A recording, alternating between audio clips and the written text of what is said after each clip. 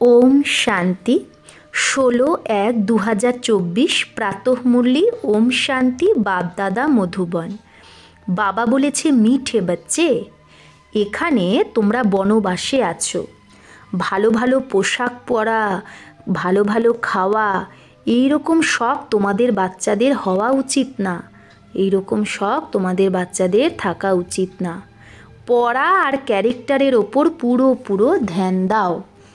প্রশ্ন, জ্ঞান রত্নে সদা ভরপুর থাকার সাধন কি? উত্তর, দান। যত অন্যকে দান করবে তত নিজে ভরপুর হবে। শেয়ানা বাচ্চা সেই যে শুনে ধারণ করে আবার অন্যকেও দান করে। বুদ্ধিরূপী ঝুলিতে যদি ছেদ থাকে, মানে ছিদ্র থাকে, তাহলে সেটা বয়ে যাবে, ধারণা হবে না। তাই কায়দা অনুসারে পড়া পড়তে হবে। 5 বিকার থেকে দূরে থাকতে হবে।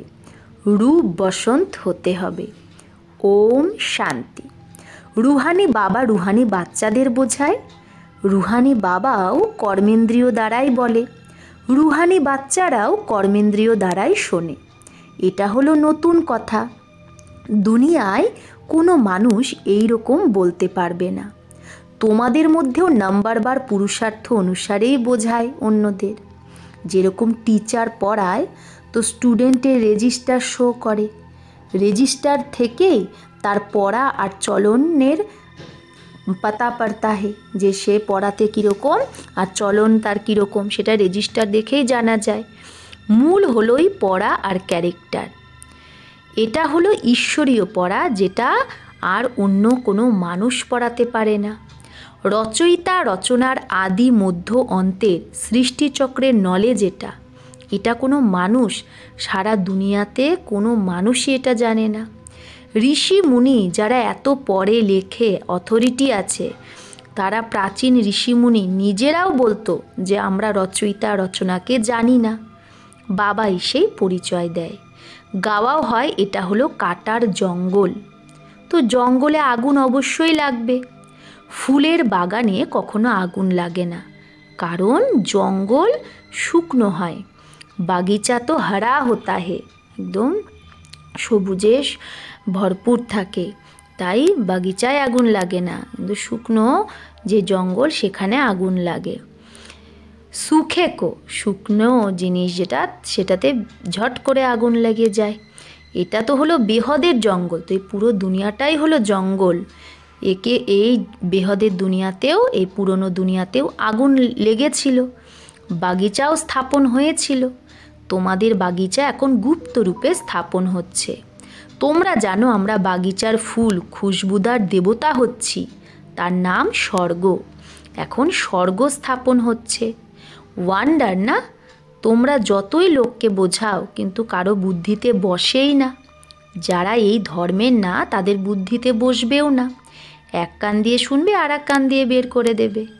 সত্যযুগ ত্রেতায় ভারতবাসী কত অল্প হবে, আবার দাপর কলিযুগে কত বৃদ্ধি হয়ে যায়।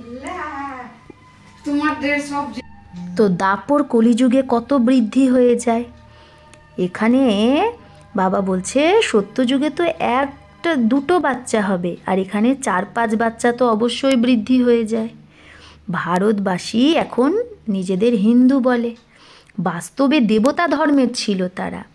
আর কোনো ধর্মের মানুষ নিজের ধর্মকে ভুলে যায় না, এই ভারতবাসী ভুলে গেছে। দেখো এই সময় কত ঢের মানুষ, এত সব তো জ্ঞান এসে নেবে না। প্রত্যেকে নিজের জন্মকেও বুঝতে পারে। যে পুরো 84 জন্ম নিয়েছে সে নিশ্চয়ই পুরানো ভক্তও হবে।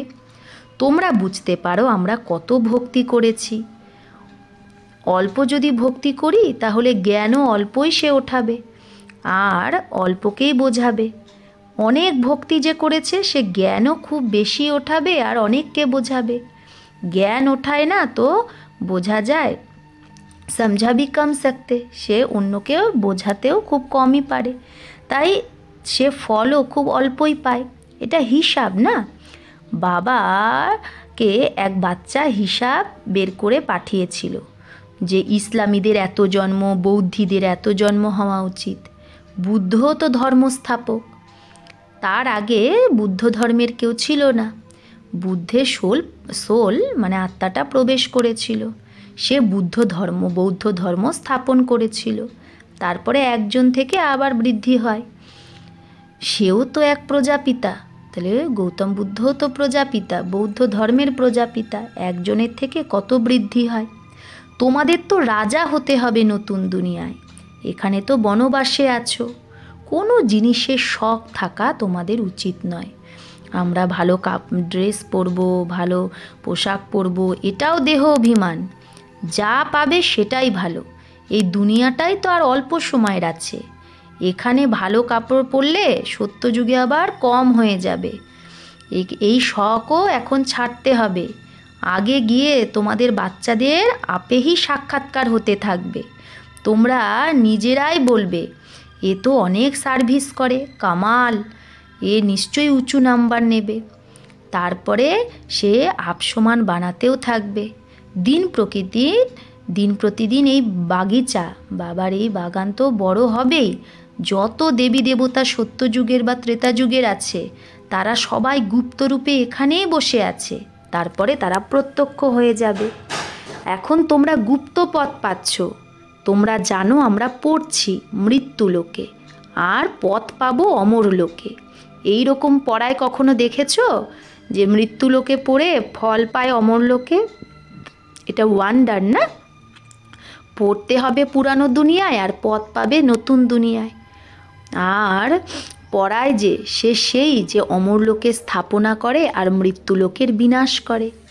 তোমাদের এই পুরুষোত্তম সঙ্গম যুগ খুব ছোট। এই যুগেই বাবা আসে পড়ানোর জন্য। বাবা এসেই পড়ানো শুরু করে দেয়। তবে বাবা বলে, লেখো শিব জয়ন্তী সো গীতা জয়ন্তী। একে তো মানুষ জানে না, শিব জয়ন্তী সো গীতা জয়ন্তী। তারা তো শ্রীকৃষ্ণের নাম রেখে দিয়েছে। এখন ভুল জব কোই সমঝে, এই ভুলটা যদি কেউ বুঝতে পারে। কত বড় বড় মানুষ মিউজিয়ামে আসে, এরকম না যে তারা বাবাকে জানে, কিচ্ছু না। তাই বাবা বলে ফর্ম ভরাও, তো বোঝা যাবে যে কিছু শিখেছে। বাকি এখানে এসে কি করবে? যেরকম সাধু সন্ত মহাত্মার কাছে যায়, এখানে ওই রকম ব্যাপার নেই। এখানে তো সেই সাধারণ রূপেই বাবা আছে। ড্রেসেও কিচ্ছু পার্থক্য নেই। তাই কেউ বুঝতেই পারবে না যে ব্রহ্মার তনে শিব বাবা এসেছে। ভাবে এ তো জোহরি ছিল। প্রথমে তো বিনাশী রত্নের জোহরি ছিল, এখন হয়েছে অবিনাশী রত্নের জহুরি। তোমরা সওদাও বেহদের বাবার সাথেই করো। যে বড় সওদাগর, জাদুঘর, রত্নাগর, তো বাবা বড় সওদাগর, জাদুঘর, রত্নাগর।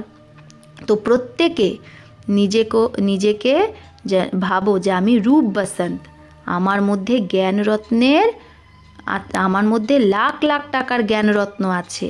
এই জ্ঞানরত্নের দ্বারাই তোমরা পারস বুদ্ধি হও। এটাও বোঝার ব্যাপার। কোনো ভালো শিয়ানা বাচ্চা এই কথাগুলোকে ধারণ করে। যদি ধারণা না হয় তো কোনো কাজের নয়। ভাবো তার ঝুলিতে, মানে বুদ্ধিরূপী ঝুলিতে ছেদ আছে, সেটা বয়ে যায়।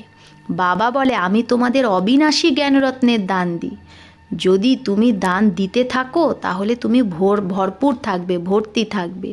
না হলে কিচ্ছু না, খালি হয়ে যাবে। না পড়ো যদি কায়দা অনুসার, তখন চলবেও না। তাহলে কি হবে? পড়বেও না, কায়দা অনুসার চলবেও না। এতে সাবজেক্ট বড় ভালো খুব। 5 বিকার থেকে তোমাদের একদম দূরে যেতে হবে। তো আমাদের এই 5 বিকার থেকে একদম দূরে যেতে হবে। বাবা বোঝায় এই যে মানুষ রাখি বন্ধন মানায়, সেটাও এই সময়েরই। কিন্তু মানুষ অর্থ জানে না যে রাখি কেন বাঁধা হয়। তারা তো অপবিত্র হতে থাকে, আবার রাখিও বাঁধতে থাকে। আগে ব্রাহ্মণরা রাখি বাঁধত, এখন বোন ভাইকে বাঁধে খরচার জন্য। সেখানে পবিত্রতার কোনো ব্যাপারই হয় না। শুধু রাখি বাঁধে, কিন্তু পবিত্রতার কোনো ব্যাপার নেই।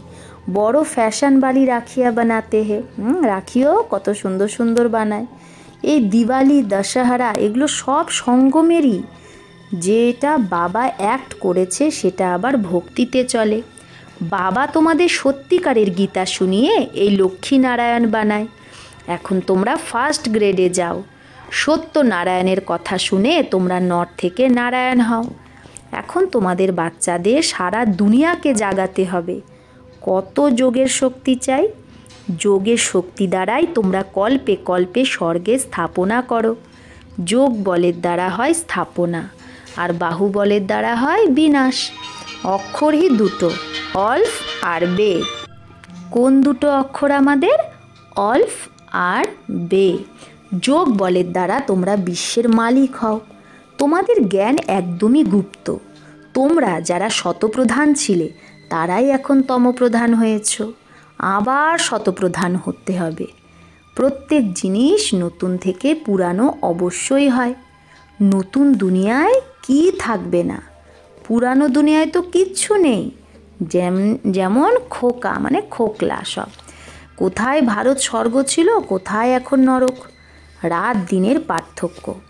রাবণের ভূত বানিয়ে জ্বালায়, কিন্তু অর্থ জানে না। তোমরা এখন বোঝো যে এগুলো কী করছে। তোমাদের মধ্যেও তোমরা কালকে অজ্ঞান ছিলে, আজ জ্ঞান হয়েছে তোমাদের। কাল নরকে ছিলে, আজ স্বর্গে যাচ্ছ, রিয়াল। এই রকম না যেরকম দুনিয়ার মানুষ বলে স্বর্গবাসী হয়েছে। তোমরা এখন স্বর্গে যাবে, তখন নরক থাকবেই না। কত বোঝার ব্যাপার এগুলো। এগুলো সেকেন্ডের কথা, বুঝতে সেকেন্ড লাগে। বাবাকে ইয়াদ করো তো বিকর্ম বিনাশ হবে। এগুলো সব বলতে থাকো অন্যকেও, সবাইকে তোমরা বলতে থাকো। বলো তোমরা এই লক্ষ্মীনারায়ণের মতো ছিলে, তারপরে 84 জন্ম নিয়ে এইরকম হয়ে গেছো। শতপ্রধান থেকে তমপ্রধান হয়েছ, আবার শতপ্রধান হতে হবে। আত্মার তো বিনাশ হয় না, বাকি আত্মাকে তমপ্রধান থেকে আবার শতপ্রধান হতেই হবে। বাবা কত ধরনের কতভাবে বোঝাতে থাকে। যে বাবা বলে আমার ব্যাটারি কখনো পুরানো হয় না। বাবা শুধু বলে নিজেকে বিন্দু আত্মা ভাবো, বলে এর আত্মা বেরিয়ে গেছে। তো আত্মা সংস্কার অনুসারে এক শরীর ছেড়ে আর এক শরীর নেয়। এখন আত্মাদের ঘরে যেতে হবে। এটাও ড্রামা। সৃষ্টিচক্র রিপিট হতেই থাকে। লাস্টে হিসাব বের করে বলে দুনিয়ায় এত মানুষ, তাই না? মানুষ কি করে? আদমশুমারিতে হিসাব বের করে যে দুনিয়ায় এত মানুষ। তো এরকম কেন বলে না এত আত্মা? বাবা বলে বাচ্চা আমাকে কত ভুলে গেছে সবাই, আবার আমিই সবার কল্যাণ করি, তবেই তো বাবাকে ডাকে। তোমরা বাবাকে ভুলে যাও, কিন্তু বাবা বাচ্চাদের ভোলে না। বাবা আসেই পতিতকে পাবন বানাতে। এটা হলো গৌমুখ। বাকি বেল আদির ব্যাপারই নেই, এই সারের ব্যাপারই নেই। ব্রহ্মার মুখটাই হলো গোমুখ। হলো ভাগ্যশালী রথ। বাবা তোমাদের বাচ্চাদের বলে শিব বাবা আমাদের সাজায়, তাই না? শিব বাবা আমাদের জ্ঞান দিয়ে সাজায়। এটা পাক্কা যেন ইয়াদ থাকে। শিব বাবাকে ইয়াদ করলে খুব ফায়দা, খুব লাভ। বাবা আমাদের এই ব্রহ্মার দ্বারা পড়ায়। তো ব্রহ্মাকে ইয়াদ করো না, সদ্গুরু এক শিব বাবা, তার ওপরেই তোমাদের বলিহার যেতে হবে। ব্রহ্মাও তো শিবের উপর বলিহার গেছে না। বাবা বলে মা মেকম ইয়াদ করো, এক আমাকেই ইয়াদ করো। বাচ্চারা যায় সত্যযুগী ফুলের দুনিয়ায়। তাহলে কাঠটার মধ্যে কেন মোহ হওয়া উচিত? যাচ্ছ যখন তোমরা সত্যযুগে, তাহলে কেন কলিযুগের মোহ থাকা উচিত? 63 জন্ম তো ভক্তি মার্গে শাস্ত্র পড়ে পূজা করে এসেছ। তোমরা পূজাও প্রথমে শিব বাবারই করেছ, তবেই তো সোমনাথের মন্দির বানিয়েছে। মন্দির তো সব রাজাদের ঘরেই ছিল, কত হিরে জহরত ছিল। পরে এসে কি করেছে? অন্য ধর্মের মানুষরা, মুসলিমরা, ইংরেজরা সব এগুলো সব নিয়ে লুট করে নিয়ে গেছে। এক মন্দির থেকে কত সোনা আদি নিয়ে গেছে। তোমরা এই রকম ধনবান, বিশ্বের মালিক হও। লক্ষ্মীনারায়ণ ধনবান ছিল, বিশ্বের মালিক ছিল, কিন্তু তাদের রাজ্যের কত সময় হলো সেটা কেউ জানে না। বাবা বলে 5000 বছর হয়ে গেছে, 2500 বছর রাজ্য করেছে, বাকি 2500 বছরে এত মঠ পন্থ আদি বৃদ্ধি পেয়েছে। তোমাদের বাচ্চাদের খুব খুশি হওয়া উচিত যে আমাদের বেহদের বাবা পড়ায়। অথাঁ সম্পত্তি পাই আমরা। দেখায় সাগর থেকে দেবতারা বেরিয়ে কত রত্নের থালা ভরে ভরে নিয়ে এসেছে। এখন তোমাদের জ্ঞান রত্নের থালা ভরে ভরে তোমরা পাচ্ছ। বাবা তো জ্ঞানের সাগর। কেউ তো ভালোভাবে নিজের থালা ভরে, কারো তো থালা বয়ে জ্ঞান চলে যায় রত্ন। যে ভালোভাবে পড়বে আর পড়াবে সে নিশ্চয়ই ভালো ধনবান হবে। রাজধানী স্থাপন হচ্ছে, এটা ড্রামায় সেট আছে। যে ভালোভাবে পড়ে সেই স্কলারশিপ পায়। এটা হলো ঈশ্বরীয় স্কলারশিপ, অবিনাশী। আর ওটা তো বিনাশী। সিঁড়ি খুব ওয়ান্ডারফুল, 84 জন্মের কাহিনী না? বাবা বলে সিঁড়ির এত বড় ট্রান্সলাইট বানাও যে দূর থেকে একদম পরিষ্কার দেখা যায়, যেন মানুষ দেখে ওয়ান্ডার খাবে। তাহলে তোমাদের নামবালাও হতে থাকবে। এখন যে ফেরি পেহেনকার যাতে হে वो পিছাড়ি মে আয়েঙ্গে, এখন যারা চক্র লাগিয়ে চলে যায়, মানে আমাদের ব্রহ্মাকুমারীতে আসে, একবার দেখে দেখে চলে যায়, তো চক্কর লাগিয়ে চলে যায়, তারা লাস্টে আসবে 2-4 বার চক্র লাগাবে, তকদির মে হোগা তো জম যায়েঙ্গে। 2-4 বার চক্র লাগাতে লাগাতে যদি তার ভাগ্যে থাকে তাহলে সে জম যায়েঙ্গে, মানে সে জ্ঞানে চলে আসবে। সমা তো একজনই, কোথায় যাবে? বাবা তো এক এখানেই আছে না, তো সে কোথায় যাবে? ফেরি পেহেনতে পেহেনতে চক্কর লাগাতে লাগাতে আবার এখানেই চলে আসবে। বাচ্চাদের খুব মিঠা হতে হবে। মিঠা তখনই হবে যখন যোগে থাকবে। যোগের দ্বারাই তোমাদের প্রতি সবার আকর্ষণ হবে। যতক্ষণ না পর্যন্ত জং বেরোবে না ততক্ষণ কারো আকর্ষণও হবে না। এই সিঁড়ির রহস্য সব আত্মাদের বলতে হবে। ধীরে ধীরে নাম্বারবার সবাই জানতে থাকবে। এটা হলো ড্রামা। ওয়ার্ল্ডের হিস্ট্রি জিওগ্রাফি রিপিট হতে থাকে। যে এগুলো বোঝায় उसको याद करना चाहिए না? আমাদের এটা যে বোঝাচ্ছে সে বাবাকে ইয়াদ করা উচিত না? বাবাকে ओमनी प्रेजेंट বলে, মানে সর্বব্যাপী। কিন্তু वह तो ओमनी प्रेजेंट है माया, यह है बाप क्योंकि सेकंड में आ सकता है। তাই বাবা বলছে ওখানে তো ओमनी प्रेजेंट माया, আর এখানে বাবা, কারণ বাবা সেকেন্ডে আসতে পারে। তোমাদের বোঝা উচিত কি বাবা এই ব্রহ্মার তনেই বসে আছে, है ना? বাবা কি বলছে? ওয়াহা তো অমনি প্রেজেন্টে মায়া, মানে ওয়াহা কোথায়? পুরো দুনিয়াতে তো সর্বব্যাপী মায়া, চারিদিকে মায়াই মায়া। আর এইখানে বাবা বলছে মধুবনে বাবা, কারণ সেকেন্ডে চলে আসে ব্রহ্মার তনে। তো তোমাদের বোঝা উচিত শিব বাবা ব্রহ্মার তনেই বসে আছে। করণ করাবান হাট তো বাবাই না, করেও আবার করায়ও। বাচ্চাদের ডাইরেকশন দেয়, নিজেও করতে থাকে। কি कर सकते हैं क्या नहीं कर सकते हैं, ये शरीर में वो हिसाब करो। বাবা কি করতে পারে কি করতে পারে না এই শরীর দ্বারা, সেটা হিসাব করো। বাবা খায় না কিন্তু ভাসনা নেয়। তাহলে বাবা কি করে? বাবা হচ্ছে খায় না কিন্তু বাবা ভাসনা নেয়। अच्छा, मीठे मीठे सिकिलधे बच्चों प्रति माता पिता बाप दादा का याद प्यार और गुड मॉर्निंग। रूहानी बाप की रूहानी बच्चों को नमस्ते। हम रूहानी बच्चों की रूहानी माता पिता बाप दादा को याद प्यार गुड मॉर्निंग और नमस्ते नमस्ते नमस्ते। शुक्रिया बाबा, आपको लाख लाख शुक्रिया। धारणार জন্য মুখ্য সার 1। रूप बसंत হয়ে নিজের বুদ্ধিরূপী ঝোলি অবিনাশী জ্ঞানরত্নের দ্বারা সদা ভরপুর রাখতে হবে। বুদ্ধিরূপী ঝোলিতে যেন কোনো ছেদ না থাকে। জ্ঞানরত্ন ধারণ করে অন্যকে দান করতে হবে। 2। স্কলারশিপ নেওয়ার জন্য পড়া ভালো করে পড়তে হবে। পুরো বনবাসে থাকতে হবে। যে কোনো প্রকারেরই কোনো শখ যেন না থাকে। খুশবুদার ফুল হয়ে অন্যকেও খুশবুদার ফুল বানাতে হবে। বরদান, বাতরূপী বাদলকে দেখ, যে কোনো কথা রূপী মেঘকে দেখে, যে কোনো কথা বা পরিস্থিতি সেটা হলো বাদল, সেই কথা বা পরিস্থিতিরূপী মেঘকে দেখে ঘাবড়ানোর বদলে সেকেন্ডে ক্রস যে করে সেই সিদ্ধিস্বরূপ ভব।